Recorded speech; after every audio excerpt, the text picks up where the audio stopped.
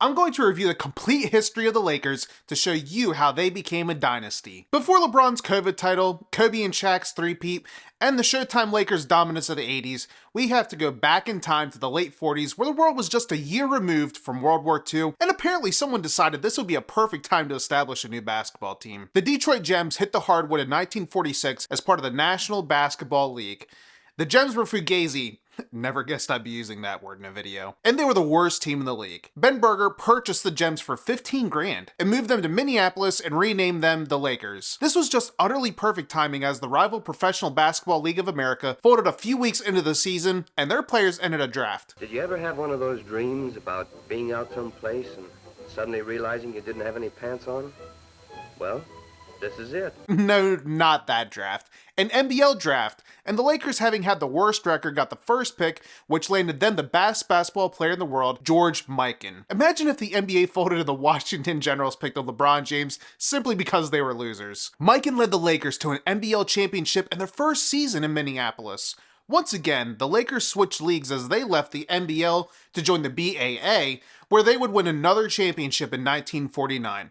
During the 1949-50 season, the NBL and BAA would merge to form the National Basketball Association. New league, but same story continued as Minneapolis would win a third title following the creation of a brand new position called the power forward. Yeah, along with trailblazing across multiple leagues with the best player in the world, their depth at center caused them to create a whole new position. Through the early 50s, the Lakers pulled off the NBA's first three-peat and were officially recognized as the league's first dynasty. That makes 6 championships in their first 7 years of existence. The hot start went cold when Mikan retired. Even with their early dominance, a few bad years to the 50s left the future of the Lakers in a rocky situation. Mikan was named GM, then unretired. The team was sold, Mikan was named to be coach, only to be relieved of his duties. I mean, these were really unsure times, and the Lakers were struggling financially. The West Coast gave their new ownership reason for hope, and they officially moved to Los Angeles in 1960. Financial success was not their only reason for hope, as they made another franchise-altering decision when the new Los Angeles Lakers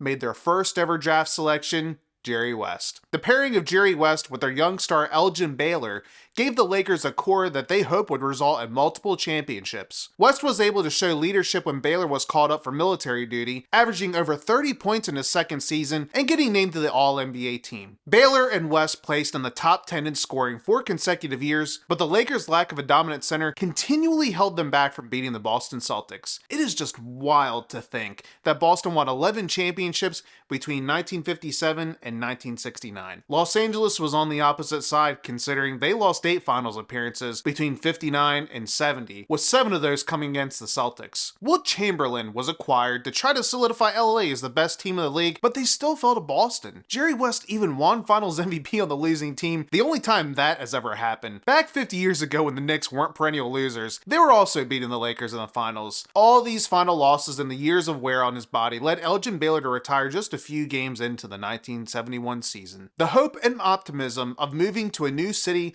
brought Lakers fans and ownership to a point of desperation. This dominant trio just could not get it done.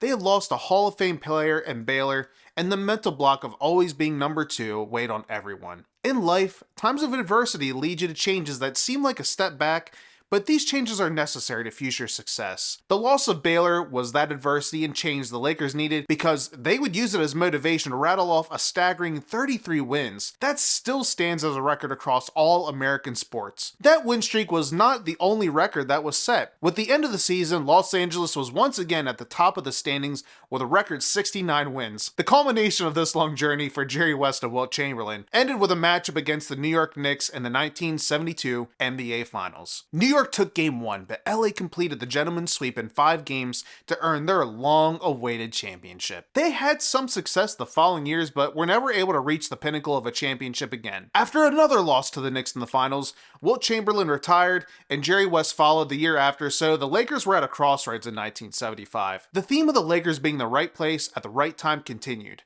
Just a few years before, they made a huge trade to bring in a league MVP, and it was time to do it again. Disgruntled Bucks star Kareem Abdul Jabbar wanted out of town, and the Lakers were able to trade a few names to Milwaukee in return for their superstar center. This success didn't come quickly, and LA sort of floundered for a few years.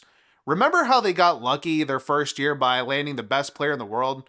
Well, that happened again. Via trade, the Lakers held the New Orleans Jazz's first round pick, who was tied with Chicago for the worst record. With the flip of a coin, the Lakers were awarded the top pick, which was used on Michigan State star Irving Magic Johnson. But I guess the Jazz were so discouraged by this loss that they picked up shop and moved to Utah. Well, it was either that or financial difficulties. I like the coin flip idea better.